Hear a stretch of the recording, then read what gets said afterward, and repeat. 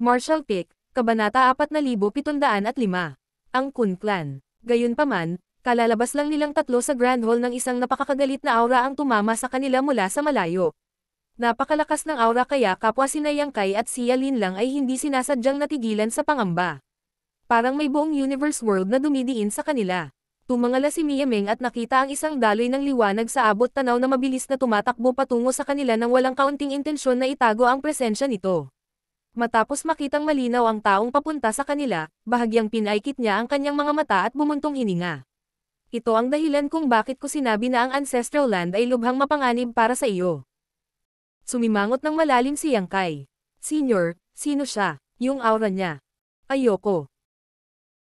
Ang aura ng taong iyon ay nagpaalala sa kanya ng puting nakasuot na kabataang nakatagpo niya noon, ngunit kung ikukumpara ang dalawa, walang duda na ang binata na nakasuot ng puting damit ay mas mahina kaysa sa taong ito. Gayunpaman, pareho silang nagbigay sa kanya ng isang likas na pakiramdam ng pagtanggi at pagkasuklam. Kunaw ng Kun Clan. Kun Clan. Bumulong si Yang Kai sa ilalim ng kanyang hininga. Hindi ito ang unang beses na narinig niya ang pangalang iyon na nagmumula sa mga labi niya. Ang mga pumapasok sa dagat ay kilala bilang Kun, habang ang mga umalis sa dagat ay kilala bilang Pang. Mula noong sinaunang panahon, ang Kun Clan at ang Dragon Clan ay mortal na magkaaway na ng huli at pumatay sa isa't isa. Ang magkabilang panig ay dumanas ng malaking pagkatalo sa kanilang mahabang digmaan, at ang sama ng loob at puot ay tumakbo ng napakalalim na ito ay namarkahan sa linya ng dugo ng isa't isa. Gaano man karaming iyan ang dumaan o ilang henerasyon ang lumipas, ang sama ng loob at puot ay hinding-hindi malulutas. Ang Kun Clan ay isang pangunahing angkan sa Ancestral Land. Nagmamadali akong paalisan ka dahil natatakot ako na baka matuklasan ka ng Kun Clan. Sa kasamaang palad, mukhang huli na ang lahat. Malakas ba siya? Tanong ni Yang Kai. Hindi bababa sa mas malakas kaysa sa akin. Mataray na sagot ni Mia Meng. Napabuntong hininga si Yang Kai sa mga salitang iyon. Si Mia Meng ay isang mature divine spirit, at bagamat hindi pa niya ito nakitang kumilos, malamang na hindi siya mas mahina kaysa sa isang 8th grade Heaven Opening Realm Master. Hindi bababasa, siya ay nasa parehong antas bilang isa. Magkagayunman, sinabi niya na si Kunaw ay mas malakas kaysa sa kanya. Maiisip lamang ng isa kung gaano kitikot si Kunaw. Napa-rating siguro siya dahil sayo. Ididistract ko siya mamaya, dapat kang makahanap ng pagkakataong makatakas. Kung mahulog ka sa kanyang mga kamay, hindi ka na magkakaroon ng pagkakataong umalis muli. Babala ni Mia Meng. Magdudulot ba iyon ng gulo sa iyo, Senior? Nag-aalangan na tanong ni Yang Kai. Sinusuklay ang isang hibla ng buhok sa likod ng kanyang tainga, tumawa siya ng mahina. Maaaring mas malakas siya kaysa sa akin, ngunit may kumpiyansa akong kalagkarin siya pababa kasama ko kung ito ay dumating sa isang buhay o kamatayang labanan. Hindi siya magiging irrational. Huminga ng malalim si Yang Kai. Hinding-hindi makakalimutan ng junior na ito ang kabaitang ito, Senior. Ikinaway ni Mia Meng ang kanyang kamay. Kung hindi dahil sa tulong mo noon, hinding-hindi ako makakatakas sa kulungang iyon. Isipin mo na lang bilang kabayaran noon. Sa kanilang pag-uusap, dumating si Kunaw sa harap ng palasyo. Tumangala si Yang Kai at nakita na ang taong ito ay sobrang matipuno, ang kanyang anyo ay parang isang maliit na bundok. Sa pamamagitan lamang ng pagtayo roon, nagbigay siya ng hindi kapani-paniwalang pakiramdam ng pang-aapi. Bukod dito, ang kanyang matalim na tingin ay pumutol sa kawalan na parang kutsilyo. Bukod pa rito, nakatayo sa tabi niya ang isang kabataang nakasuot ng puting damit at isang dalagang may hawak na sanga ng peach blossom. Ang dalawang ito ang nakipag-away kay Yang Kai pabalik sa Shattered Heaven. Kaya naman, ang kanilang presensya ay nagpasimangot kay Yang Kai. Matapos makinig sa paliwanag ni Mia Meng, paanong hindi niya maintindihan na ang kabataang nakasuot ng puting damit ay bahagi rin ng Kun Clan. Dahil lang sa malalim na pagkamuhi na nakabrand sa mga bloodline ng Kun Clan at ng Dragon Clan na nagbigay sa kanya ng hindi maipaliwanag na pakiramdam ng pagtanggi at pagkasuklam nang makita niya ang kabataang iyon sa unang pagkakataon noong isang araw. Iyon ang kapangyarihan mula sa kanyang bloodline, hindi ito isang bagay na kaya niyang kontrolin. Sadyang hiniram ni Yang Kai at Xia Lin lang ang lakas ni Cheng Yang para mag-navigate sa Divine Ability Sea at makarating sa Ancestral Land. Sa kabilang banda, ang binata at dalagang ito ay kapantay lamang ng mga cultivator ng 6th grade Heaven Opening Realm, kaya paano sila nakapasok sa lugar na ito? Kunaw, bakit ka pumunta dito nang hindi imbitado? Tumayo si Mia Meng sa harap ng Grand Hall at walang pakialam na tumangala. Ngumisi si Kunaw. Mia Meng, tumigil ka sa paglalaro ng kalokohan. Ikaw mismo ay isang divine spirit. Hindi pa banggitin na may koneksyon ka sa Phoenix Clan. Huwag mong sabihin sa akin na hindi mo maramdaman ang bloodline ng batang ito. Sumimangot si Mia Meng at nagpatuloy. Ang puot at sama ng loob sa pagitan ng Dragon Clan at Kun Clan ay bagay ng inyong mga ancestor. Ilang taon na ba mula nang huling lumitaw ang Dragon Clan sa Ancestral Land? Bakit kailangan mong abusuhin ang iyong lakas at asarin ang mahihina? Siya ay walang iba kundi isang maliit na bata sa iyo. Bakit hindi ka maaaring magpakita ng awa kahit minsan lang? Umiling si Kun Ao. Kung tungkol lang sa puot at sama ng loob sa pagitan ng aming mga ancestor, walang dahilan para personal na dumating ang haring ito. Hindi pa nagtagal mula nang bumalik ka sa Ancestral Land, Mia Meng, kaya maliwanag na may mga sikretong hindi mo alam. Mga sikreto, bahagyang kumunot ang noo ni Mia Meng. Ipinaliwanag ni Kun Ao, sa hindi mabilang na taon, ang ancestral strength ay patuloy na humihina. Ang linya ng dugo ng lahat ng mga inapo na ipinanganak sa mga pangunahing clans ay nagiging mas dalisay. Pahirap na rin ang pahirap para sa kanila na i-enhance ang kanilang bloodlines. Anong kinalaman niyan sa kanya? Hindi maintindihan ni Mia Meng. Totoong hindi gaanong oras ang lumipas mula nang bumalik siya sa Ancestral Land. Masasabing hindi siya ipinanganak sa Ancestral Land. Gayunpaman, siya ay isang divine spirit, kaya dinala niya ang mana ng kanyang mga ancestor sa kanyang linya ng dugo. Alam niya ang tungkol sa Ancestral Land, at iyon ang dahilan kung bakit siya nagpunta rito pagkatapos niyang makatakas sa kanyang suliranin, gayunpaman, siya ay tunay na ignorante tungkol sa mga lihim na binanggit ni Kun Ao. Noong sinaunang panahon, nang ang Dragon at ang Phoenix Clans ay umalis mula sa Ancestral Land, nag-iwan sila ng selyo na nakatali sa kanilang mga bloodline. Ang selyong iyon ay nagkulong sa malaking bahagi ng ancestral strength. Kung maaalis natin ang selyo, ang Ancestral Land ay maaaring maibalik sa dating kaluwalhatian. Ito ay magiging malaking pakinabang sa lahat ng mga divine spirit sa Ancestral Land. Ngunit, ikaw na mismo ang nagsabi, ang Dragon Clan ay hindi lumitaw sa Ancestral Land sa loob ng maraming taon. Kahit na sa panlabas na mundo, ang Dragon Clan ay hindi nagpakita sa loob ng mahabang panahon. Bagamat may mga labi ng linya ng dugo ng Phoenix Clan na natitira sa Ancestral Land, hindi nila kayang bitawan ang selyo sa kanilang kapangyarihan lamang. Kung hindi dahil doon, bakit sa tingin mo ang Kun Clan ay nagpapanatili ng koneksyon sa panlabas na mundo sa lahat ng oras? Ito ay para makahanap tayo ng miyembro ng Dragon Clan para sirain ang selyo na iyon. At ngayon, dumating na ang oras. Agad na nagbago ang ekspresyon ni Mia Meng matapos marinig ang kanyang paliwanag. Sa ngayon, hindi siya sigurado kung maniniwala siya sa kanya. Katutubo niyang naramdaman na hindi siya linlanggan nito, ngunit subconsciously tumangging maniwala sa kanya. Kaya, napangiwi siya ng malalim. Ang dahilan kung bakit ka pumunta rito para hanapin siya. Para humingi ba ng tulong sa kanya sa pagtanggal ng selyo. Tumanggo si Kun Ao. Kung hindi ka naniniwala sa akin, maaari kang pumunta sa Four Phoenix Pavilion para i-verify. Hindi ako magsisinungaling sa'yo. Nakilala ko na si Yuzuo bago pumunta dito. Wala siyang pagtutol sa bagay na ito. Bumulong si Mia Meng. Ako mismo ang magpapatunay sa saloobin ng Four Phoenix Pavilion sa bagay na ito. Huli na, umalis ka na, Kun Ao. Gayunpaman, ngumisi lang siya at inabot ang kanyang kamay. Ibigay mo sa akin ang miyembro ng Dragon Clan, at aalis ako kaagad. Dahan-dahan ang umiling si Mia Meng. Dadalhin ko siya sa Four Phoenix Pavilion. Kung gusto mo siya, maaari kang makipag-ugnayan sa Four Phoenix Pavilion. Agad na naging malamig ang ekspresyon ni Kun Ao. Mia Meng, ayaw mong harapin ang galit ng Kun Clan. May isang miyembro ng Dragon Clan na nakatayo sa harapan ko ngayon. Ako ay nagpapakita sa iyo ng higit sa sapat na awa sa pamamagitan ng pagpigil sa aking hangarin na pumatay at hindi direktang kumilos laban sa kanya. Kung tatanggi kang magpakita ng tamang paggalang dito, ang Mia Meng Clan ay maaaring mapuksa ngayon. Malamig niyang tanong, tinatakot mo ba ako? Ngumisi si Kun Ao. Hindi mo pa narinig ang mga sikreto ng Ancestral Land Seal. Bakit maging bitin ng problema sa iyong sarili para sa isang walang kaugnayang dragon? At saka, kung ilalabas ang Ancestral Land Seal, ito ay magiging kapakipakinabang din sa iyong mga inapo. Lumingon si Mia Meng para tingnan si Yang Kai. Maghanap ng pagkakataong makatakas ng mag-isa. Malakas na tumango si Yang Kai.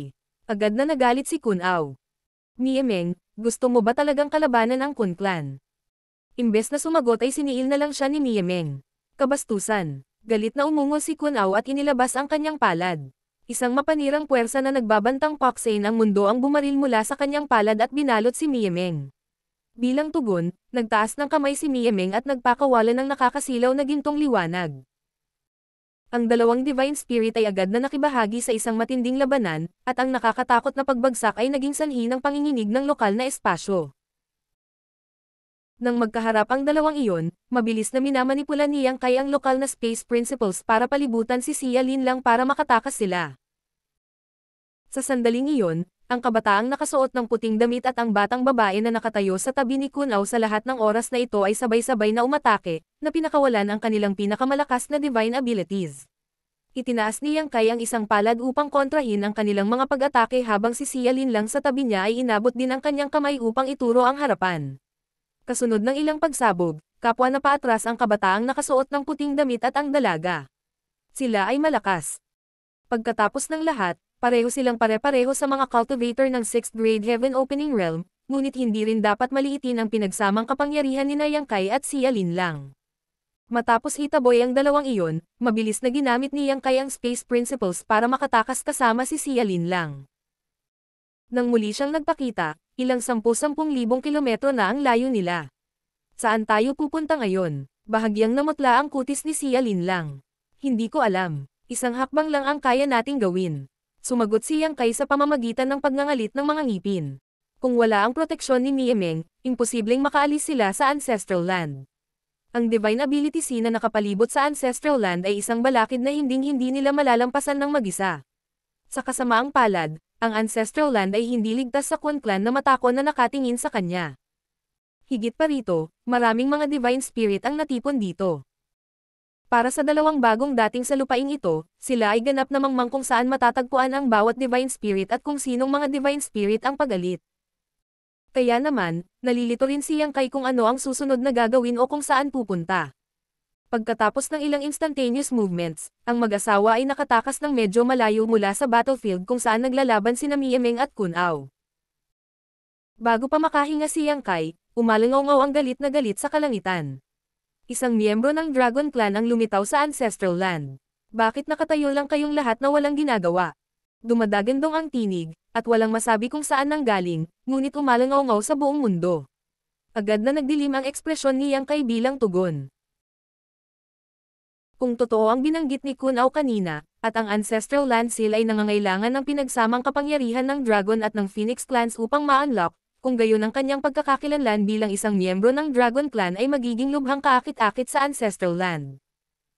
Ang mga Divine Spirit na may layuning palayain ang Selyo ay magiging interesado sa kanya, at ang galit na dagandong ni Kun Ao ay walang alinlangan na nagpahayag ng kanyang presensya sa mundo. Kung may kakayahan si Kun Ao na hulihin si Yang Kai mismo, hinding-hindi siya gagawa ng ganoong pampublikong anunsyo. Makukuha niya ang pinakamalaking benepisyo para sa Kun Clan pagkatapos bitawan ang Selyo kung hawak niya si Yang Kai. Gayunpaman, sa aktibong pagharang ni Niemeng sa kanyang daraanan, hindi siya madaling makalayo sa kanya. Ang kanyang pinakamalaking takot ay na si Yang Kai ay makatakas mula sa Ancestral Land, kaya wala siyang pagpipilian kundi gawin ito bilang isang huling paraan. Bagamat ang paggawa nito ay maghahayag ng presensya ni Yang Kai sa lahat ng nasa Ancestral Land, mas mabuti pa rin ito kaysa payagan siyang makatakas. Sa sandaling umalangaw ang mga salita ni Kun Ao, ang buong Ancestral Land ay lumipad sa kaguluhan. Sunod-sunod na lumitaw ang malalakas na aura na parang nagising mula sa isang malalim na pagkakatulog at ang hindi mabilang na nakakatakot na divine senses ay nagsimulang magwalas sa buong mundo. Pagkaraan ng ilang sandali, ang malalaking kakaibang hayop ay tumakbo sa lupa habang ang mga higanteng ibon ay umaakyat sa kalangitan. Ang ilang mga divine spirit ay kumuha pa ng tao upang lumipad sa kalangitan.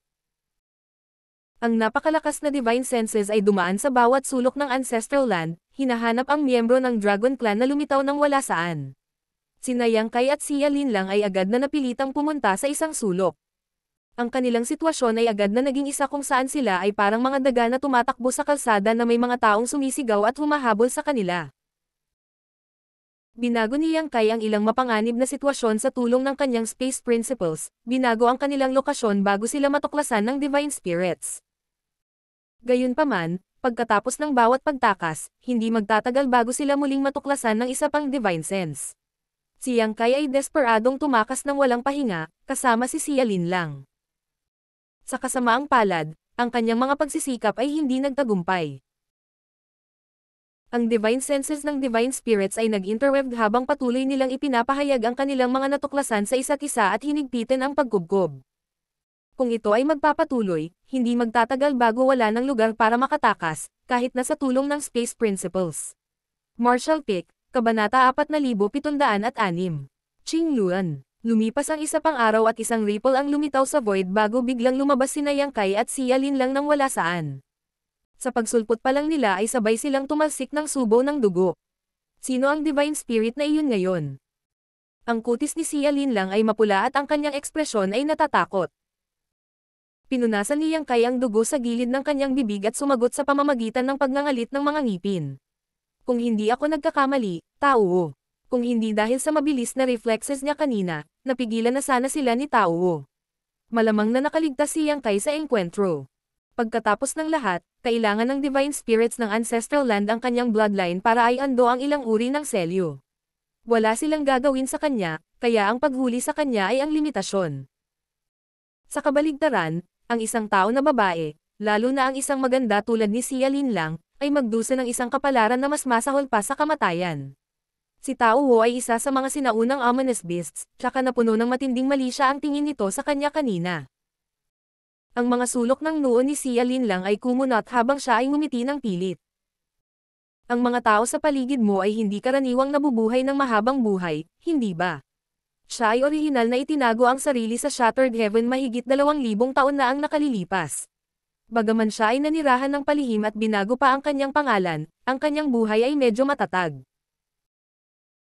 Sa kabaligtaran, ang ilang taon na ginugol niya kasama si Yang Kai ay naging isang tunay na agos ng kapanapanabot na mga pakikipagsapalaran, nakakatakot sa kamatayan na pagtakas, at patuloy na panganib. Ang paghahanap ng isang 8th grade Heaven Opening Realm Master ay wala sa puntong ito dahil sila ngayon ay hinahabol at sinusubaybayan ng lahat ng mga Divine Spirit sa Ancestral Land. Iyon ang unang pagkakataon ni Xia Lin lang na maranasan ang buhay sa pagtakbo na tulad nito, at sa bawat pagkakataong makatakas sila sa panganib ay labis siyang natakot. Sa kaibahan, si Yang Kai ay tila sanay na sa sitwasyong ito. Ito ay malinaw na siya ay dumaan sa maraming katulad na mga karanasan bago. Sa ngayon, ang kasama ko ay ikaw. Dapat kang mag-ingat na huwag masira ang iyong sarili. Mahinang sabi niya, lalong naging mapait ang ngiti niya. Ang ekspresyon ni Yang Kai ay biglang nagbago. Itinaas niya ang kanyang ulo upang tumingin sa isang tiyak na direksyon, nagngangalit siya ng kanyang mga ngipin. Napakabilis nilang dumating. Habang nagsasalita, hinawakan niya ito sa braso at sumigaw. Tara na. Lumakas ang Space Principles, at naglaho silang dalawa bago pa man sila magkaroon ng oras para makahinga. Nang muli silang lumitaw, agad na pinatatag ni Yang Kai ang kanyang katawan at tumangala upang makita ang isang figure na may pambihirang aura na mabilis na tumatakbo patungo sa kanila mula sa harapan. Malinaw na napansin ng taong iyon si Yang Kai, at nang biglang magtama ang kanilang apat na mata, hindi niya maiwasang matigilan at titigan si Yang Kai ng blanko. Kalokohan. Cheng Yang. Galit na sumumpa si Yang Kai. Ito ay tunay na kaso kapag umuulan, bumuhos. Ang pinakakinatatakutan niya sa kanyang paulit-ulit na pagtakas ay ang makasalubong niya ang ganitong sitwasyon kung saan humarap siya sa mismong kalaban dahil sa instantaneous movement. Napakaganda ng kanyang swerte dahil sa tuwing magsagawa siya ng instantaneous movement, magkakaroon siya ng pagkakataong makahinga saglit. Sa kasamaang palad, naubos na ang kanyang swerte at talagang humarap siya sa harap ni Bright Sun Divine Monarch. Tiyak na nakatakas si Cheng Yang sa Divine Ability C at nakarating sa Ancestral Land sa ilang sandali. Magkagayunman, mabilis na natuklasan ni Yang Kai na may hindi tama. Si Cheng Yang ay hindi mukhang nagulat nang makita si Yang Kai. Sa kabaligtaran, siya ay mukhang nag-aalangan at hindi sigurado. Isa pa, halatang nasugatan siya. Ang kanyang mga pinsala ay naglalaman ng aura ng isang Divine Spirit, na nagpapahiwatig na ang kanyang mga sugat ay hindi nagmula sa pag-navigate sa Divine Ability ngunit mula sa isang engkwentro sa isang malakas na Divine Spirit sa Ancestral Land. Sa sandaling ito, napuno siya ng mga hinaing na hindi maipahayag. Isa siya sa 3 dakilang 8th grade Heaven Opening Realm Masters sa Shattered Heaven. Bagamat siya ay nagtatago sa kailaliman ng Shattered Heaven at namumuhay sa pag-iisa sa loob ng maraming taon, hindi may kakaila na siya ay isang sikat na figure. Sa Shattered Heaven, kaya niyang tawagan ang hangin, ipatawag ang ulan, at hawakan ang buong kalangitan. Gayunpaman, sa kanyang walang humpay na pagtugis sa World Spring, hindi sinasadyang natisod siya sa Ancestral Land ng Divine Spirits. Alam niya ang tungkol sa lugar na ito. Pagkatapos ng lahat, ang kabataang nakasuot ng puting damit mula sa Kun Clan ay palaging nakikipag-ugnayan sa kanya. Kung ikukumpara sa iba pang Heaven Opening Realm Masters sa Shattered Heaven, may kaunting kaalaman si Cheng Yang tungkol sa Ancestral Land. Higit sa lahat, alam niya na ang lahat ng mga naninirahan sa Ancestral Land ay alinman sa mga Divine Spirit o mga may mga bloodline ng Divine Spirit. Para sa isang human cultivator na walang kahit katiting na Divine Spirit na kadugo tulad niya, tiyak na haharapin niya ang hindi mabilang na mga paghihirap sa lugar na ito. Nang mabangga niya ang Divine Spirit na si Bian nang nagkataon kanina, inatake siya ng kabilang partido nang magkaroon sila ng hindi pagkakasundo. Kung hindi dahil sa kanyang kahangahangang lakas, si Cheng Yang ay namatay kaagad. Gayunpaman, ang kanyang pakikipaglaban sa Divine Spirit ay nagdulot sa kanya ng pinsala. Sa ngayon, ang tanging paraan para malutas niya ang kanyang kasalukuyang suliranin ay ang humingi ng kanlungan sa Kun Clan. Ang Kun Clan ay nakikipagtulungan sa kanya sa lahat ng mga taon na ito, kaya masasabing mayroong ilang pagkakaibigan sa pagitan nila. Kaya lang, hindi pa siya nakakatapak sa Ancestral Land noon, kaya paano niya malalaman kung saan matatagpuan ang Kun Clan? Nang siya ay nalilito sa kung ano ang gagawin, nakita ni Cheng Yang sina Yang Kai at Xia Lin lang na napunit ang espasyo at lumitaw sa kanyang harapan. Kaya naman, siya ay lubos na nagsalungat. Walang alinlangang si Yang Kai ang may kasalanan sa kanyang kasalukuyang paghihirap. Kung maaari, gusto ni Cheng Yang na punatin ang bangkay ng batang ito sa 10,000 piraso. Magkagayunman, hindi siya nang ahas na salakayin si Yang Kai nang walang ingat sa mga ganitong sitwasyon, baka maakit niya ang iba pang mga Divine Spirit dito, na hindi makikinabang sa kanya sa anumang paraan. Sa panandaliang pag-aalinlangan na iyon, nagkaroon ng kaunting pabalik-balik habang nagpupumilit siyang magdesisyon. Biglang may narinig na boses mula sa malayo. Cheng Yang, hulihin mo siya. Ang Kun Clan ay magagarantiya ng iyong kaligtasan. Agad na nakilala ni Cheng Yang na ang boses ay pagmamayari ng binatilyong nakasuot ng puting damit na tinatawag na Kunyu, na matagal nang naghahanap ng isang bagay sa Shattered Heaven. Noon, ang kabataang nakasuot ng puting damit ay nagdala ng isang dalagang kasama niya upang humingi ng tulong kay Cheng Yang. Sinabi niya na nagmula siya sa Kun Clan at ipinahayag sa kanya ang bloodline ng Divine Spirit Kun Clan. Hindi gaanong binigyang pansin ni Cheng Yang ang bagay na ito dahil sa kanyang opinyon, walang masama sa pagbibigay ng ilang kaganhawahan at proteksyon sa kabilang partido hanggat hindi sila nakakasagabal sa kanyang mga interes. Sa paglipas ng mga taon, si Kun Yu ay patuloy na gumagala sa Shattered Heaven sa paghahanap ng isang bagay. Hindi nag-abalang magtanong si Cheng Yang tungkol sa bagay na iyon. Bukod dito, ang impormasyon tungkol sa World Spring ay ibinigay sa kanya ni Kun Yu, kung hindi na sana siya lalabas sa Universe Cave Heaven kung saan siya nagkukubli. Gayunpaman, hindi niya inaasahan na babalik si Kun Yu sa Ancestral Land ng ganoon kaga. Siyempre, kung isasalang-alang na si Kun Yu ay nagmula dito sa unang lugar, hindi nakakaiba para sa kanya na nakabalik ng ligtas. Matapos marinig ang sinabi ni Kun Yu, tumigil si Cheng Yang sa pag-aalinlangan. Siya ay nagnanais na maghanap ng kanlungan sa Kun Clan sa unang lugar, kaya't dahil gusto ni Kun Yu na makuha niya si Yang Kai, gagawin niya ang hinihiling sa kanya. Ito rin ay mas mabuting payagan siyang makipag-ugnayan sa Kun Clan's Masters. Inabot ni Cheng Yang ang kanyang kamay, humawak kay Yang Kai at Xia Lin lang. Hindi alam ng Divine Spirit sa Ancestral Land ang mga kalakasan at kahinaan ni Yang Kai, kaya naman nagkaroon ng pagkakataon si Yang Kai na makatakas gamit ang kanyang Space Principles. Hindi tulad ng mga Divine Spirit, gayunpaman, nakita ni Cheng Yang ang marami sa mga pamamaraan ni Yang Kai. Alam niya na ang brat na ito ay maglalaho sa paningin kung magpakita siya ng kaunting kapabayaan. Kaya naman, habang iniaabot ang kanyang kamay, ginamit din ni Cheng Yang ang kanyang Divine Sense para lumikha ng Heaven Silang, Earth-locking field para pigilan si Yang Kai na makatakas. Si Yang Kai ay nagbigay ng galit na galit. Tinatawag ang Asher Dragon Spear, isang Great Sun ang lumokso pataas habang ang sibat ay tumusok pasulong. Kasabay nito, si Xia Lin lang ay umatake ng walang reserba. Gayunpaman, ang pinagsamang kapangyarihan ng dalawang ito ay hindi sapat para hadlangan ang pag-atake ng Divine Monarch. Ang napakalaking kamay na bumababa mula sa langit ay humintol lamang saglit bago muling bumaba sa kanila. Ang lakas ng isang 8th grade Heaven Opening Realm Master ay sapat na upang matikman ni Yang Kai at Xia Lin lang ang kawalan ng pag-asa. Sa ilalim ng panggigipit ng malaking kamay, umungol sila sa sakit at ang kanilang mga figure ay unti-unting lumuhad pababa. Halos dinurog sila sa lupa. Sa sandaling iyon, isang biglaang pangyayari ang naganap. Isang magandang figure sa isang Asher na damit ang lumitaw sa tabi ni Yang Kai at Xia Lin lang nang walang anumang babala. Pagkatapos ng mabilis na sulyap kay Yang Kai, itinaas ng babae ang kanyang ulo upang tingnan ang malaking palad na bumababa sa kanilang mga ulo.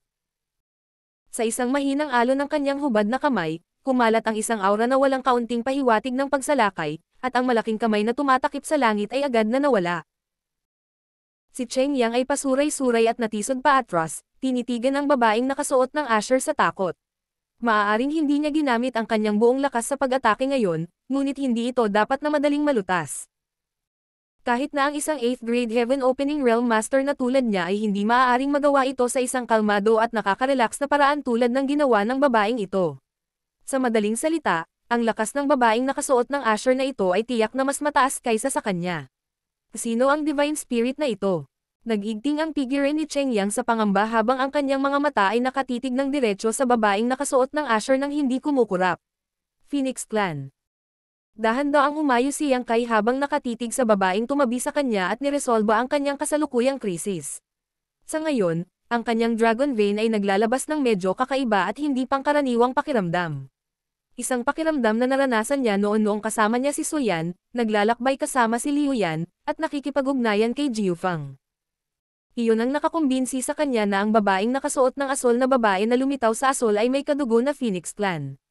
Huwag kang matakot, walang pakiramdam ang mga salita ng babaeng nakasuot ng kulay asol, ngunit binigyan siya nito ng hindi maipaliwanag na pakiramdam ng seguridad. Dalawang daloy ng liwanag ang tumalsik mula sa malayo. Si Kun Yu ng Kun Clan at ang dalagang may dalang sanga ng Peach Blossom. Nang makita ang babaeng nakasuot ng asher, natigilan si Kun Yu saglit bago naging solemn na ang kanyang ekspresyon at yumoko siya bilang pagbati. Kun Clan, binabati ni Kun Yu si Senior Qing Luan. Bahagyang tumango ang babaeng nakasuot ng asher, ang kanyang magagandang mata ay nakatitig sa kaibuturan ng kawalan. Sa lahat ng direksyon, hindi mabilang na malalakas na aura ang mabilis na papalapit sa lugar na ito matapos matukoy ang kaguluhan kanina. Ang bawat solong aura ay kumakatawan sa isang makapangyarihang Divine Spirit. Pagkatapos ay nagsalita si Qing Luan. Isasama ko siya. Sa 3 araw, maaari kayong pumunta sa Four Phoenix Pavilion para pag-usapan ang tungkol sa selyo. Pagkatapos sabihin iyon, pinitik niya ang kanyang manggas, binalot si Yang Kai at si Yalin lang sa kanyang kapangyarihan, pagkatapos ay pumailang lang sa langit. Ang malalakas na aura na papalapit sa direksyong ito ay mabilis na tumigil sa katahimikan. Makalipas ang ilang sandali, unti-unti na naman silang nakatulog. Nakatayo doon si Cheng Yang na may nakakunot na noo sa kanyang mukha, ang kanyang mga ekspresyon ay mabilis na nagbabago. Biglang umikot ang ulo niya para tingnan si Kun Yu. Ginagamit mo ba ako? Kung hindi dahil sa eksena ngayon lang, hindi niya napag-isipang mabuti ang bagay na ito. Gayunpaman, ang Divine Spirit na si Qing Luan ay personal na nagpakita upang iligtas si Yang Kai mula sa kanya. Kasama ang mga salitang binitawan niya bago siya umalis, hindi niya maiwasang pag-isipang mabuti ang bagay na ito pagkatapos ng insidenteng iyon. Hindi pa banggitin na nakarinig din siya ng galit na umaalingaw-ngaw sa kalangitan nang una siyang pumasok sa Ancestral Land kanina. Ang galit na dagandong na iyon ay nagsabi na may isang miyembro ng Dragon Clan na lumitaw sa Ancestral Land. Bagamat nabigo si Cheng Yang na maunawaan ang sitwasyon noon, nagsisimula na siyang makakuha ng ilang pananaw ngayon. Ang mga Divine Spirit na iyon na nagmamadali dito mula sa lahat ng direksyon ay malinaw na papunta kay Yang Kai. Sa madaling salita, si Yang Kai ay ang miyembro ng Dragon Clan na lumitaw sa Ancestral Land. Ito ay pinakatiyak na siya ay may isang uri ng mahalagang papel na dapat gampanan sa Ancestral Land, kaya naman napakaraming Divine Spirit ang dumating upang hulihin siya. Kailangang sabihin na si Cheng Yang ang hahabulin at kalaunan ay pinilit si Yang Kai sa Ancestral Land. Gayunpaman, ang impormasyong natanggap niya tungkol sa World Spring ay nagmula kay Kun Yu. Higit pa rito, noong una niyang sinimulan si Yang Kai, hindi nag-atubili si Kun Yu na ubusin ang sarili niyang blood essence para mag-iwan ng bloodline mark para mapadali ang kanyang paghabol kay Yang Kai. Matapos pagsamahin ang lahat ng mga pangyayaring ito, si Cheng Yang ay seryosong naghinala na siya ay ginamit ni Kun Yu. Hiniram ko lang ang lakas mo. Mahinahong sagot ni Kun Yu. Bakit ka nagagalit, Divine Monarch? Maaari mong ipaliwanag sa akin ang lahat ng maaga. Nakakatakot ang ekspresyon ni Cheng Yang. Divine Monarch, ito ang Ancestral Land. Agad na pinawi ng mga salita ni Kun Yu ang galit ni Cheng Yang. Walang pagpipilian. Kung gusto niyang umalis sa lugar na ito ng buhay, kakailanganin niya ang tulong ng Kun Clan, kaya hindi magandang ideya na saktan sila. Matapos tumahimik sandali, sinabi ni Cheng Yang. Nais kong makilala ang iyong mga elder. Mabuti. Tumango si Kun Yu. Martial Pick, Kabanata 4707. Ang 4 Phoenix. Ang bilis ni Qing Luan ay napakabilis, kaya hindi nagtagal bago sila nakarating sa isang lugar na may magagandang tanawin. Ang Spirit Peaks ay natatakpan ng ambon, at ang World Energy ay sagana sa hangin. Higit pa rito, maraming magagandang pavilion sa mga bundok.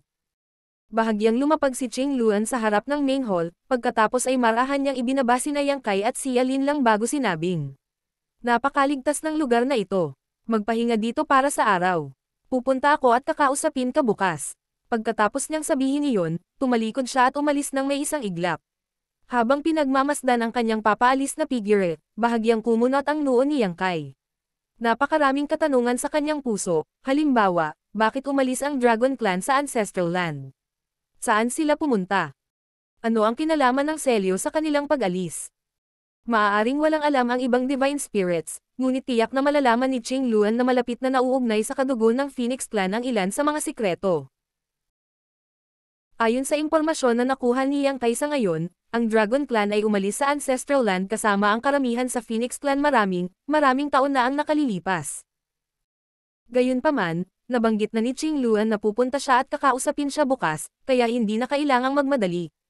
Siya ay nakatakas kasama si Xia Lin lang nitong mga nakaraang araw, at ang konsumo ay masyadong malaki, kaya totoo na kailangan niyang gumaling. Walang tao sa main hall nang pumasok sina Yang Kai at Xia Lin lang, kaya naghanap na lang sila ng private room at pumasok sa loob para magpahinga. Sa isa pang Spirit Peak, lumipad si Qing Luan at lumapag. May 3 babae pang naghihintay sa kanya doon. Ang isa ay nakasuot ng lila, ang isa ay nakasuot ng dilaw, at ang huli ay nakasuot ng puti. Lumapit ang babaeng nakadilaw na damit at nagtanong, "Elder sister, kumusta ang sitwasyon?" Sumagot si Qing Luan. "Nahanap ko siya at dinala siya pabalik." Ngunit si Kun Ao ay nagsimula ng napakalaking kaguluhan na alam ng lahat ng Divine Spirits tungkol sa hitsura ng isang miyembro ng Dragon Clan sa Ancestral Land. "Natatakot ako na ang mga bagay na may kaugnayan sa Celio ay hindi na maantala pa." Sumimangot ang babaeng nakasuot ng lila. Ang Celyong iyon ay isang bagay na iniwan ng Dragon at ng Phoenix Clans noong sinaunang panahon. Dahil ito ay napakalakas na Celio, tiyak na may kaugnayan ito sa isang bagay na napakahalaga. Sa kasamaang palad, napakaraming taon na ang lumipas, kaya walang nakakaalam kung ano ang nilalaman sa loob. Ang padalos-dalos na pagbukas ng Celio ay maaaring magdulot ng hindi inaasahang kahihinatnan. Tumanggo si Qing Luan. Totoo na walang nakakaalam kung ano ang nilalaman nito, ngunit karamihan sa mga Divine Spirit ay alam ang tungkol sa Ancestral Land Seal. Bukod dito, ang Celio ay natural na lumuwag pagkatapos ng maraming taon. Hindi may kikaila na ang sobrang dalisay na ancestral strength ay tumutulo mula sa mga puwang ng Celio, kung hindi, walang sino man sa Ancestral Land ang sasali sa kilusang pinangunahan ng Kun Clan na may layuning palayain ito. Bahagyang tumanggo ang 3 pang babae. Sa kanilang pag-uusap, isang binata ang nagmamadaling lumapit at kinuyam ang kanyang kamao. "Old ancestors, mangyaring pumunta ka agad sa Infant Phoenix Tower. May emergency." Nag-iba ang ekspresyon ng mga babae nang marinig nila ang mga salitang iyon, at walang pagdadalawang isip ang mga ito. Pagkaraan ng ilang sandali, tumayo sila sa loob ng Infant Phoenix Tower at sinuri ang Phoenix Egg sa harap nila ng may time na ekspresyon. Ang Infant Phoenix Tower ay kung saan naroon ang mga sanggol ng 4 Phoenix Pavilion. Ang sinumang angkan na naglagay ng Phoenix Egg ay maglalagay ng kanilang mga supling dito para alagaan. Ito ay upang matiyak ang kaligtasan at pagsilang ng kanilang mga inapo. Sa kasamaang palad, ang sigla ng Phoenix Egg sa kanilang harapan ay humihina sa mismong sandaling ito. Ito ay tulad ng isang kandila sa hangin, sa panganib na mawala sa anumang naibigay na sandali. Nang makita ito, agad na inilagay ni Qing Luan ang kanyang daliri sa kanyang bibig nang walang pag-aalinlangan. Kinagat niya ang balat ng dulo ng kanyang daliri at pilit na inilabas ang isang patak ng sarili niyang blood essence. Ang kanyang hubad na kamay pagkatapos ay mabilis na sumayaw, gumuhit ng hindi mabilang na mga pattern sa itlog ng Phoenix. Isang napakasalimuot at mahiwagang hanay na nabuo sa isang iglap. Nang lumiwanag ng husto ang liwanag, ang hanay ay ganap na hinihigop ng Phoenix Egg. Ang sigla na malapit ng mapatay ay dahan-daang nagpakita ng mga palatandaan ng pag-stabilize. Tahimik na pinagmamasdan ang Phoenix Egg sa kanyang harapan, bumantong hininga siya at nagtanong. Ilan ang kinikita nito sa nakalipas na 1,000 taon? Malungkot na sumagot ang babaeng nakaputing damit. Ito na ang pangatlo. Ang naunang 2. Hindi nakarating. At, ito. Baka hindi rin mabuhay ang isang ito. Kung ito ay matagumpay na mapisa o hindi ay ganap na nakasalalay sa langit ngayon. Dagdag pa ng babaeng nakadilaw na damit. Medyo hindi malinis ang mga bloodline ng dalawang bagong hatch. Ang kanilang mga tagumpay sa hinaharap ay magiging limitado. Ang ancestral strength ay lalong humihina. Ang lugar na ito ang pinagmulan ng lahat ng Divine Spirit, kaya natural na nagkaroon ng malaking epekto ang humihinang ancestral strength sa pagsilang at kaligtasan ng mga inapo ng lahat ng Divine Spirit. Ang mga Divine Spirit ng nakatatandang henerasyon ay malinaw na nakadarama ng mga pagbabagong ito. Maraming beses na mas mahirap para sa kanila na mapabuti ang kanilang bloodline power ngayon kumpara noong sila ay mas bata pa. Natural, bahagi ng dahilan ay ang pagiging dalisay ng kanilang bloodline, mas mahirap para sa kanila na pahusayin ang kanilang lakas, ngunit sa kasamaang palad, ang pinakamalaking dahilan ay ang ancestral strength ay humihina. Noon pa man ay mahirap para sa Phoenix Clan na magkaroon ng mga inapo, at kung magpapatuloy ang mga bagay-bagay sa bilis na ito, hindi magkakaroon ng anumang mga bagong inapo na ipinanganak sa kanila ang kanilang bloodline. Kalimutan ang Phoenix. Ang populasyon ng mga Divine Spirit na may maliit na bilang sa unang lugar ay nalante at halos nasa bingit ng pagkalipol. Elder Sister, ang Seal. Tumingin ang babaeng nakasuot ng dilaw kay Qing Luan. Isang mabigat na buntong hininga ang pinakawalan ni Qing Luan bilang tugon. Kinabukasan, nagmumuni-muni si Yang Kai nang bigla niyang iminulat ang kanyang mga mata at lumabas sa kanyang silid. Pagdating niya sa labas ng main hall, tumangala siya sa langit at nakita niya ang apat na sinag ng iba't ibang kulay na ilaw na lumilipad patungo sa kanya. Nang mapansin din ang kaguluhan, lumitaw si Xia Lin lang sa tabi niya. Ilang sandali pa, may apat na babae ang lumapag sa harapan nilang dalawa. Yumuko si Yang Kai bilang pagbati. Binati ni Junior Yang Kai ang apat na senior. Gayun din, mabilis na nagbigay ng eleganteng bow si Xia Lin lang. Bilang isang 7th grade Heaven Opening Realm Master, malinaw na sinabi sa kanya ng kanyang malakas na pananaw na lahat ng apat na babaeng nakatayo sa kanyang harapan ay mas malakas kaysa sa kanya. Maging ang Bright Sun Divine Monarch ay walang halaga kumpara sa sino man sa kanila. Bilang pinuno, bahagyang tumanggo si Qing Luan bago tumingin kay Yang Kai at sinabing, "Ako si Qing Luan, baka kilala mo na ako." Ang tatlong ito ay sina Yuan Chu, Yu Zuo, at Hong Hu. Kaming apat ay maituturing na pinakamatandang henerasyon sa Four Phoenix Pavilion. Bahagyang nanginig ang puso ni Yang Kai. Minsan niyang nabasa ang Divine Spirit Record, at ayon sa teksto nito, mayroong mga Phoenix na may 5 magkakaibang kulay, katulad ng Red Phoenix, Azure Luan, Yellow Yuan Chu, Purple Yu Zuo, at White Hong Hu. Masasabing ang apat na babae sa kanyang harapan ay may dalang mga purest bloodlines ng Phoenix Clan maliban sa Phoenix mismo. Bukod dito, ang Dragon at ang Phoenix Clans ay palaging may malapit na relasyon sa isa't isa, kaya naman hindi niya naramdaman ang kahit katiting na pakiramdam ng pang-aapi mula sa kanila kahit na ang agwat sa kanilang lakas ay napakalaki. Sa kabaligtaran, tila nagsasaya ang Dragon Vein ni Yang Kai. Malamang may mga tanong ka sa amin. Katulad nito, mayroon kaming ilang mga katanungan para sa iyo. Mainit na tiningnan ni Qing Luan si Yang Kai, na para bang siya ang kanyang elder. Pumasok tayo sa loob at mag-usap. Tumanggo si Yang Kai. Kaya, lahat sila ay pumasok sa main hall at umupo sa kanilang mga upuan. Ang mga tingin ng apat na babae ay nakatuon kay Yang Kai. Parati silang sinusuri sa kanya na para bang sinusubukang malaman ang isang bagay mula sa kanyang katawan. Kakaiba ang bloodline mo. Si Qing Luan ang unang nagsalita. Napakadalisay nito, ngunit mukhang hindi ka bahagi ng Dragon Clan. Maaari mo bang ipaliwanag sa amin ang sitwasyon?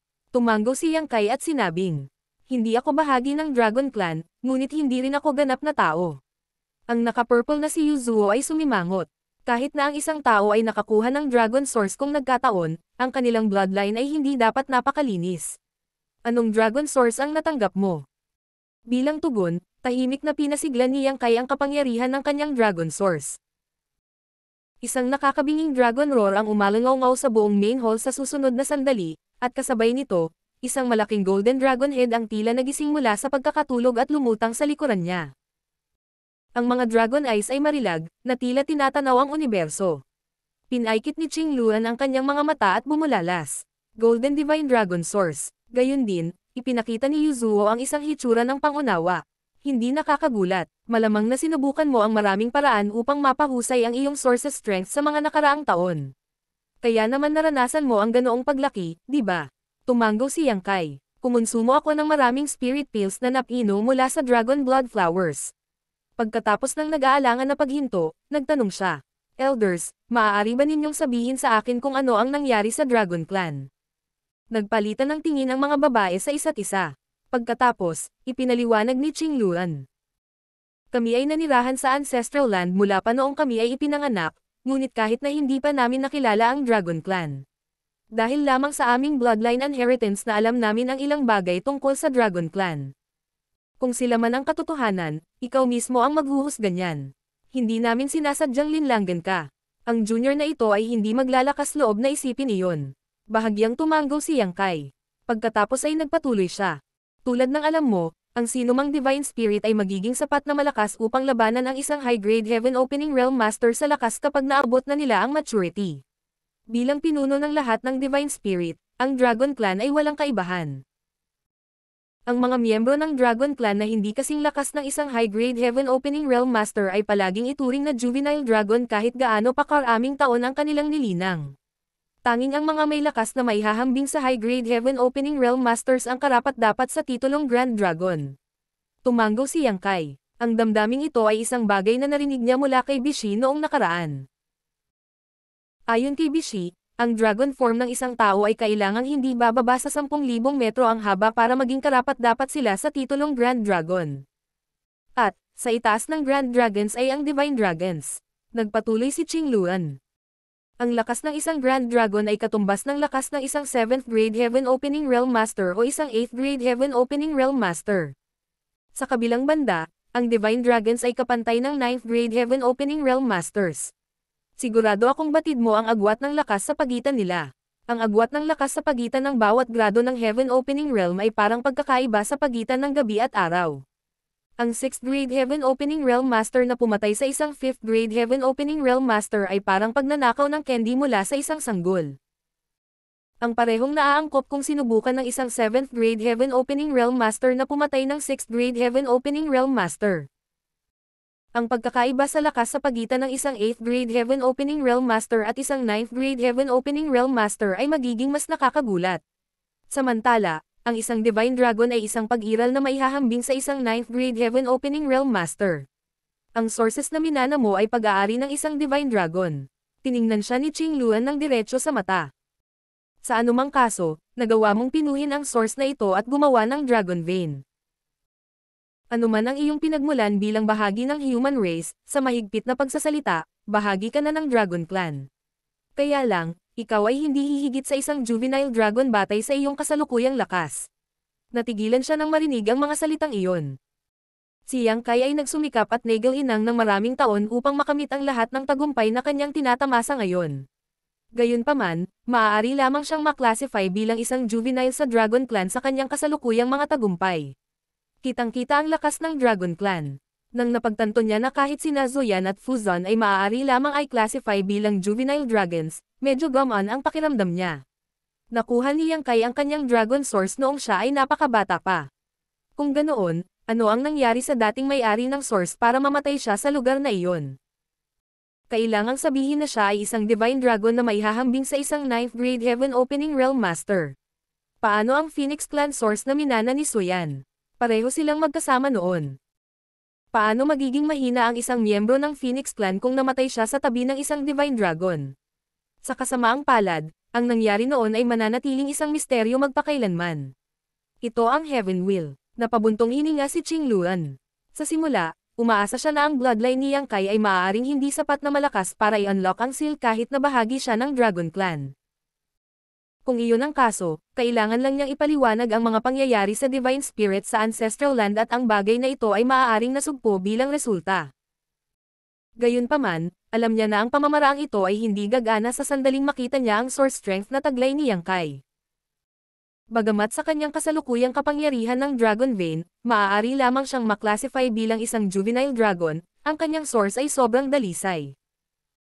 May posibilidad na ma-unlock niya ang seal, kaya anong dahilan ang magagamit ng 4 Phoenix Pavilion para pigilan ang Divine Spirit sa Ancestral Land? Ilang sandali ng katahimikan ang lumipas bago nagtanong si Qingluan. Alam mo ba kung bakit gusto ka ng lahat ng Divine Spirit sa Ancestral Land? Sumagot si Yang Kai. Narinig ko na gusto nilang gamitin ang aking bloodline para i-unlock ang ilang uri ng selyo. Tumanggo si Qingluan. Kaya alam mo. Kung ganoon, madali itong ipaliwanag. Noong sinaunang panahon, ang Dragon at ang Phoenix clans ay nagsanagpuwersa upang mag-iwan ng isang makapangyarihang selyo sa Ancestral Land. Walang nakakaalam kung ano ang nilalaman ng selyo. Marahil, ang orihinal na henerasyon lamang ng mga Divine Spirit ang nakakaalam ng katotohanan. Sa kasamaang palad, napakaraming oras na ang lumipas at napakaraming bagay ang nawala sa mga henerasyon, kahit nasa pamana ng mga Divine Spirit tulad natin. Marshall Pick, Kabanata 4708. Ang sinaunang tatak. Sa kasalukuyan, walang sino man sa Ancestral Land ang nakakaalam kung bakit iniwan ng Dragon at Phoenix clans ang selyong ito noong sinaunang panahon. Ang tanging bagay na maaari nating tiyakin ay ang selyo ay naglalaman ng napakaraming purong ancestral strength. Sa paglipas ng mga taon, ang selyo ay nagsimulang kumalas at ang ancestral strength ay nagsimulang tumulo mula sa loob. Personal naming pinuntahan ang selyo at na-verify ang katotohanan ito. Patuloy ni Qingluan. Ayon sa aking pagtatantya, ang selyo ay nabuo mula sa ancestral strength, kaya naman nangyayari ang hindi pangkaraniwang bagay na ito. Sumimangot si Yang Kai. Dahil ito ay isang selyo, anuman ang nasa loob ay hindi maaaring maging isang magandang bagay. Sino ang nakakaalam kung anong uri ng mga kahihinatnan ang maaaring nating harapin kung hindi natin maingat na sirain ang selyo? Mapait na ngumiti si Qingluan. Paanong hindi malalaman ng mga Divine Spirit sa Ancestral Land ang katotohanan ito? Ngunit, tulad ng alam mo, ang mga Divine Spirit ay karaniwang mayabang dahil sa kanilang napakalaking lakas. Kahit na ang anumang nakatatak sa loob noon ay naging masama, malamang na hindi na ito umiiral pagkatapos ng napakaraming iyan. Kahit na umiiral pa ito, walang dapat ikatakot sa napakalaking lakas ng Divine Spirit sa Ancestral Land. Para sa mga Divine Spirit sa Ancestral Land, ang pagpapakawala ng selyo ay maaaring mapanganib, ngunit ang mga panganib ay hindi gaanong mahalaga kumpara sa mga benepisyo.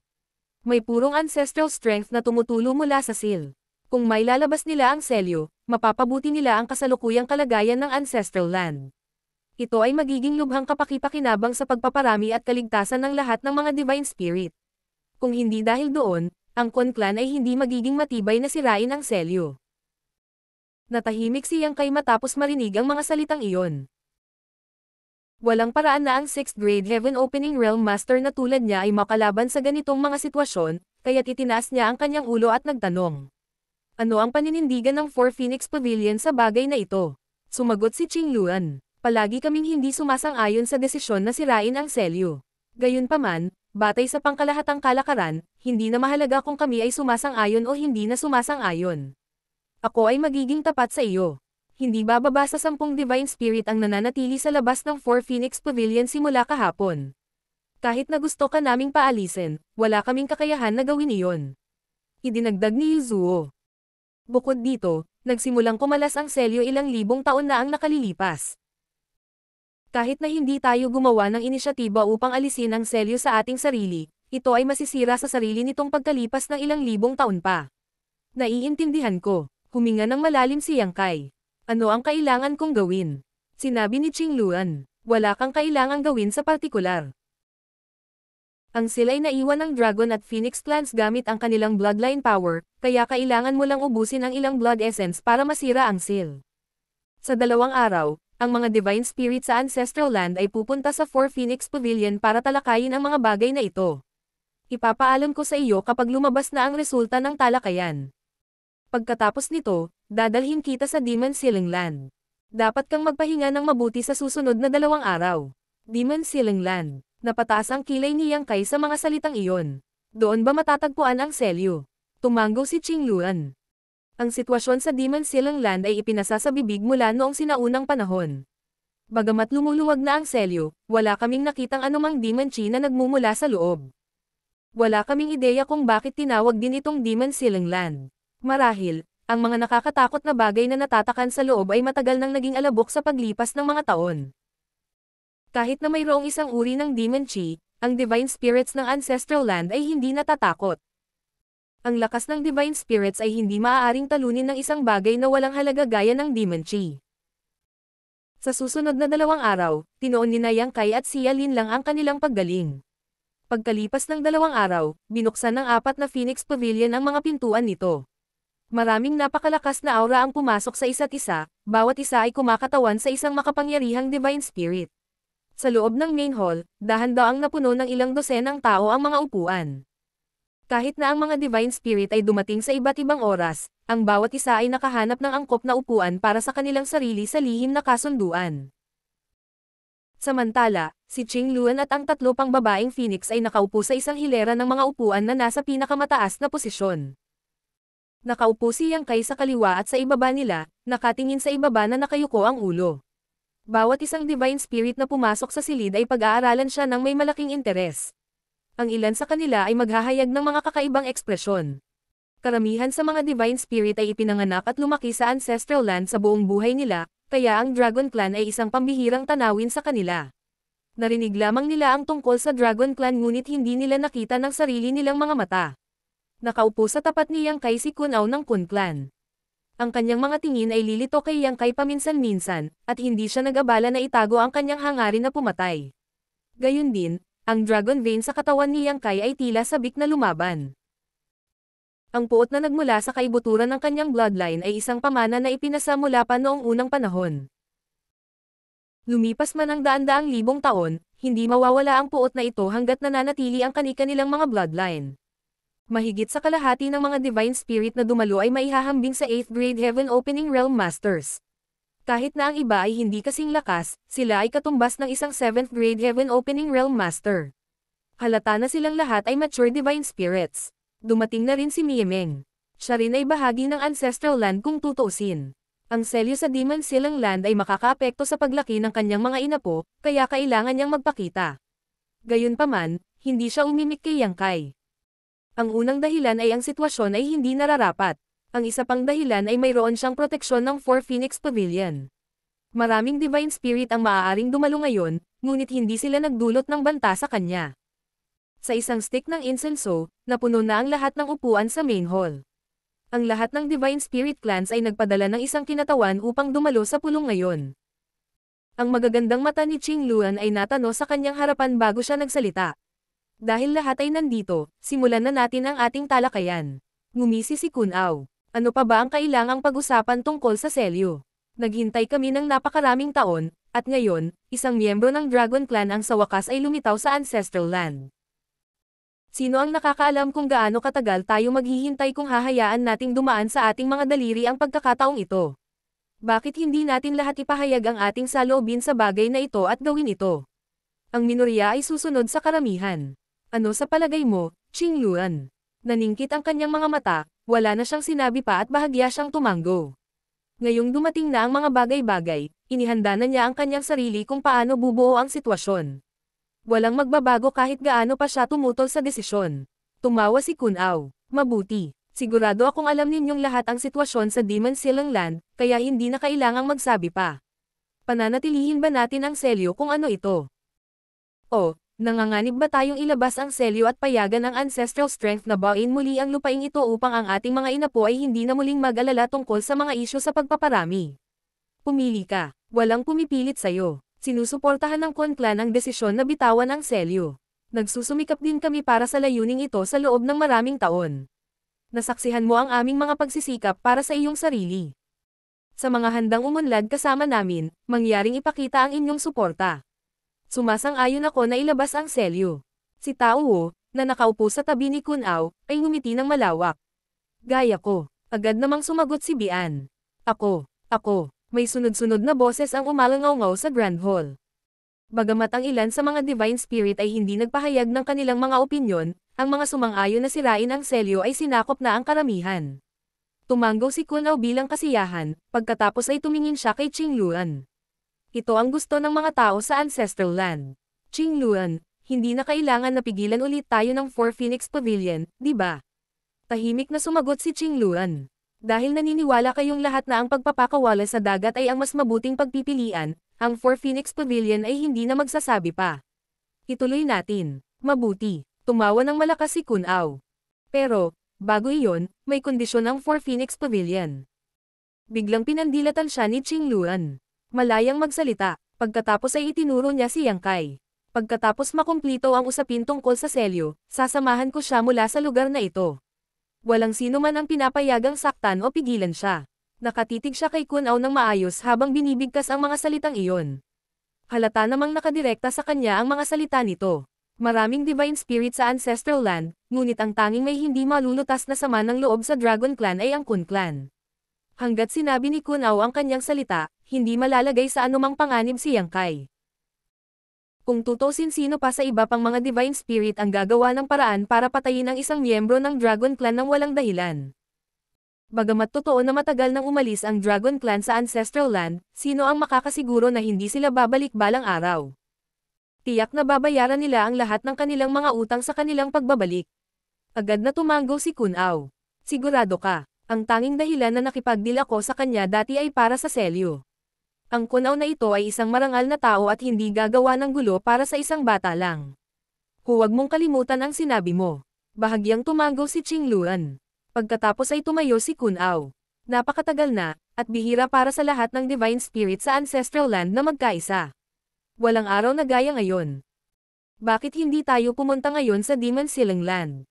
Sumulyap si Qing Luan kay Yang Kai nang may pagtatanong, at tumango si Yang Kai. Ayos lang sa akin, noon lang niya sinabing, kung ganun, tara na. Maraming divine spirit ang tumayo, at makalipas ang ilang sandali, hindi mabilang na mga daluyan ng liwanag ang naghiwa-hiwalay sa hangin habang sila ay tumilapon sa malayo. Si Yang Kai ay napapaligiran ni Qing Luan at ng tatlong iba pa. Habang nasa daan, pinaalalahanan siya ni Qing Luan. Ang pundasyon ng selyo ay itinayo sa bloodline power. Kung gusto mong sirain ang selyo, kakailanganin mong ubusin ang sarili mong blood essence. Gawin mo ang iyong makakaya, ngunit huwag maging masyadong gaaman sa mga tagumpay o masisira mo ang iyong pundasyon. Naiintindihan ng junior na ito. Tumango si Yang Kai. Ang Demon Silang Land ay matatagpuan sa pinakadulo ng Ancestral Land, at habang papalapit sila rito, mas nararamdaman ni Yang Kai na lumalakas ang kakaibang puwersa na nananatili sa mundo. Ang kapangyarihang ito ay lubhang kapakipakinabang sa mga divine spirit. Gayunpaman, ito ay natatangi sa Ancestral Land at halos imposibleng matagpuan sa labas ng mundo. Kalimutan si Yang Kai, na isang bagong dating sa lugar na ito. Maging ang mga divine spirit na naninirahan sa lugar na ito ay hindi gaanong alam tungkol sa ancestral strength. Gayunpaman, ang kapangyarihang ito ay hindi may kakailanan na uugnay sa paglaki at pagpaparami ng lahat ng mga divine spirit. Gayunpaman, ang margin ng pagtaas ay hindi masyadong malaki. Ang dahilan ng hindi pangkaraniwang bagay na ito ay malamang na ang selyo ay lumuwag at ang ancestral strength ay tumutulo mula sa loob ng selyo. Makalipas ang humigit kumulang kalahating araw, nakita ni Yang Kai ang isang napakalaking grand array na umaangat mula sa lupa sa di kalayuan, na may ilang array node na nakataas sa mga ulap. Bukod dito, may isa pang grand array na nakikita ng mata na nakalat sa lupa. Sa sandaling ito, hindi mabilang na mga numero ang natipon sa paligid ng grand array. Ang mga figure na ito ay dumating sa lahat ng mga hugis at sukat, at bawat isa sa kanila ay naiiba mula sa susunod. Ang ilan ay mukhang mga hayop habang ang iba ay may mga humanoid na anyo. Nagtatakang tumingin si Yang Kai sa paligid. Ang puting damit na si Hong Ho, na pinakamalapit sa kanya, ay nagpaliwanag. Ang ancestral strength sa Demon Silang Land ay mas masagana, kaya maraming juniors ang gustong magtanim dito. Ang aking mga sisters at ako ay madalas na nakikipaglaban sa maraming iba pang mga divine spirit dito tungkol sa mga isyu sa teritoryo. Nagulat si Yang Kai sa kanya. Nangumiti siya. Sino ang hindi bata minsan? Hindi napigilan ni Yang Kai ang tumawa. Sa Demon Silang Land sa ibaba nila, dalawang batang divine spirit ang naglalaban sa kanilang tunay na anyo.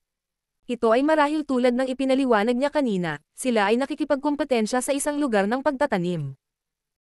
Maraming iba pang mga kabataang divine spirit sa paligid na nagsaya at nanood ng laban, na gumawa ng isang masiglang eksena. Sa kasamaang palad, ang laban na ito ay tiyak na mapuputol sa sandaling ito. Dumating ang nakatatandang henerasyon ng mga divine spirit na may malaking paghanga, na naging sanhi ng paghanga ng nakababatang henerasyon ng mga divine spirit. Lahat ng juniors ay aalis na. Nanguna si Kun Ao, winuwagayway ang kanyang kamay para itaboy ang nakababatang henerasyon ng mga divine spirit nang walang kahit katiting na bahid ng pagiging magalang. Biglang bumukas ang isang malaking pakpak at tinakpan ang buong kalangitan. Ang marahas na bagzo ng hangin ay tumawid sa lupa, at ang nakababatang henerasyon ng mga divine spirits na nagtipon sa ibaba ay sumisigaw sa gulat. Walang sinabi kung saan sila dinala ng hangin. Maraming galit na mga tingin ang bumungad kay Kun Ao, ngunit determinado siyang nagpahayag. Ano ang tinitingnan mo? May mga Kun Clan Junior din dito. Pantay-pantay ang pakikitungo ng haring ito sa kanilang lahat. May problema ba?